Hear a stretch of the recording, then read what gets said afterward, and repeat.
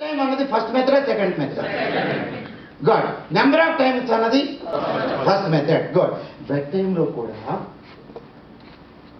మీరు 10ంటికి పడుకుంటున్నారు, బెడ్ మీదకి వెళ్ళారు, 10:10కి నిద్రలోకి వెళ్తున్నారు, 10:10కి నిద్రలోకి వెళ్ళిపోయారు, కాన్షియస్ మైండ్ ఆల్మోస్ట్ జీరోకి వెళ్ళిపోయినట్టే. మీరు 10ంటికి పడుకుని కాన్షియస్ మైండ్ 100% యాక్టివ్గా ఉంటుంది. 10ంటికి బెడ్ మీదకి వెళ్ళంగానే నిదానంగా అది డౌన్ అవుతూ ఉంటుంది. మీరు 10ంటికే అయితే సుమారుగా ఒక 10 సార్లు అనుకోవాలి. అదే 10:10, 10:09, 10:08 ఆ టైంలో అయితే కనుక ఒక్కసారి అనుకున్నా చాలు. అంటే మీరు ఆ కాన్షియస్ మైండ్ బాగా డల్ అయినప్పుడు మాత్రం ఒక్కసారి అనుకున్నా చాలు. క్లారిటీ వచ్చిందా? ఎవరికైనా డౌట్ ఉందా ఈ కాన్సెప్ట్? గుడ్. Yes please.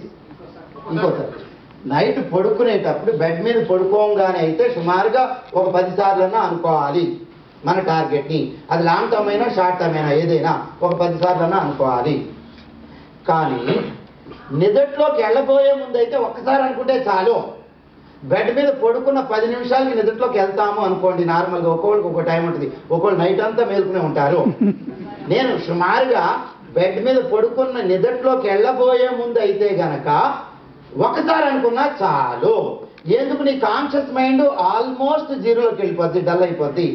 అప్పుడు ఒక్కసారి అనుకున్నా చాలు. గుడ్. ఓకే.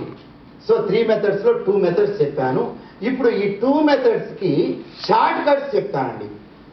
అదే 2 మెథడ్స్కి షార్ట్ కట్స్ చెప్తాను. షార్ట్ కట్స్ ఎన్ని చెప్తానంటే 2 షార్ట్ కట్స్ చెప్తాను. ఎన్ని షార్ట్ కట్స్ చెప్తాను సార్? 2 షార్ట్ కట్స్లో ఫస్ట్ది ఏంటంటే రైట్ బ్రెయిన్ ద్వారా సజెషన్ ఇస్తే గనక 1-2 సార్లకే రీచ్ అయిపోద్ది సబ్ కాన్షియస్ మైండ్కి. రైట్ బ్రెయిన్ ద్వారా వెళ్తే షార్ట్ కట్, మెట్లెక్కి వెళ్ళే బదులు లిఫ్ట్లో వెళ్ళినట్టే. రైట్ బ్రెయిన్ ద్వారా సజెషన్ ఇవ్వటం. రైట్ బ్రెయిన్ ద్వారా సజెషన్ ఇవ్వటం అంటే విజువలైజ్ చేయటం.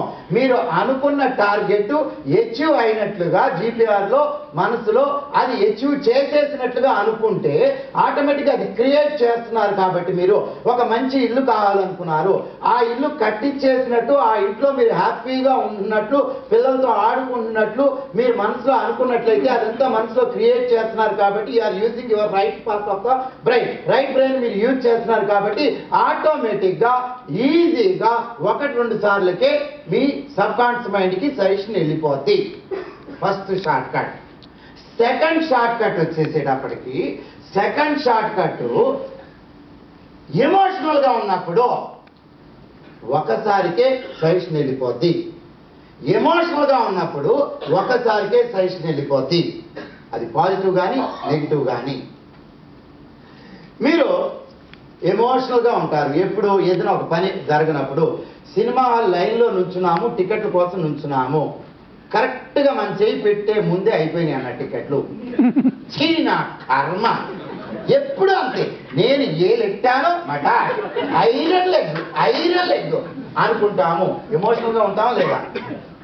అప్పుడు నీ సబ్ కాన్షియస్ మైండ్ ఏమనుకుంటుంది అంటే మా బాస్ చెప్తున్నాడు నాది ఐరన్ లెగ్, నేను యాదవ్ అని సొంటని అని డిసైడ్ అయిపోద్ది.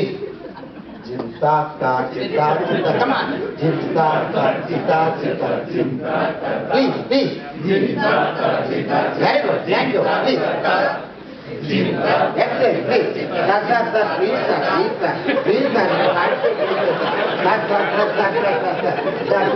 Very good. Thank you. Very good. So, stop please. Good.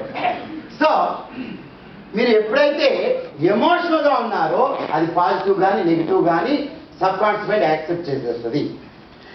ఇందాక మిమ్మల్ని ఒక మెడిటేషన్ చేయించాను ముద్రలో.